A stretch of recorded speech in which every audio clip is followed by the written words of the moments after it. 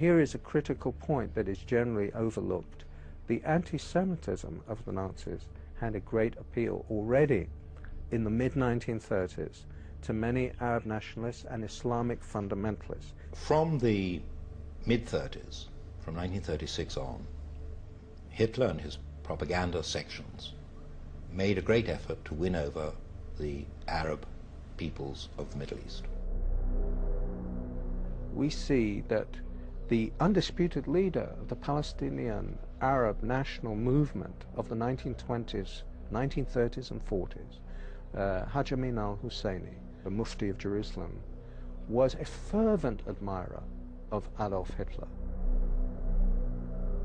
The Mufti was one of the founders of the radical Islamic movement, and Hitler saw at once that this man not only could serve his purpose, but wanted to serve his purpose. There is a very important meeting between Hitler and the Mufti of Jerusalem on the 28th of November 1941, of which we have a full protocol. And what Hitler explains is that this is first and foremost a war of extermination against Jewry, and he tells him to lock this secret in his heart. He is revealing it to the Mufti. It's extraordinary he should choose the leader of the Palestinian Arab National Movement for this revelation, which is in an official German document. It seemed strange to us that a Mufti who was not a pure Aryan was being received by Hitler. But they said, no, we have the same goal, which is the extermination of the Jews. The Mufti was sent to the Balkans, where he raised a Bosnian Muslim SS division. He had several SS divisions, the Handschar division, for example, where they had nominally Croatian officers, but the rank and file of the unit were entirely Muslim, Arab Muslims, and they were bringing them in from all over the world.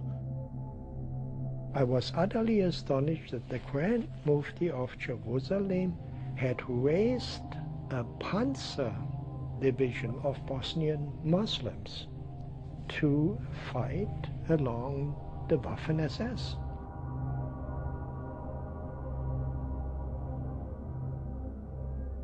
The fanatic Muslim world and Hitler both agreed that no ideology can exist beyond theirs.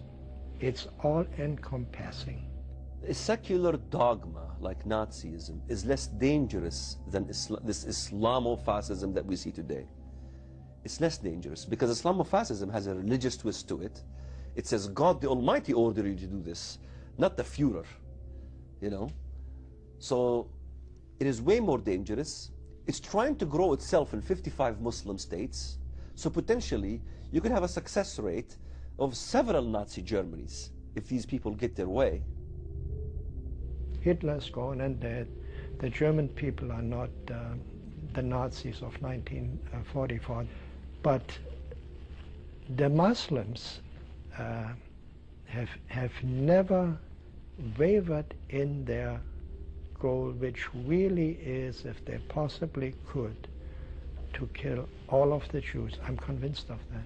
If radical Islamic fundamentalists had their way, we would have another Holocaust. There's absolutely no doubt about that. If Al-Qaeda could produce it, they would. But what begins with the Jews never ends with the Jews, as the West and Europe in particular is slowly but surely beginning to understand.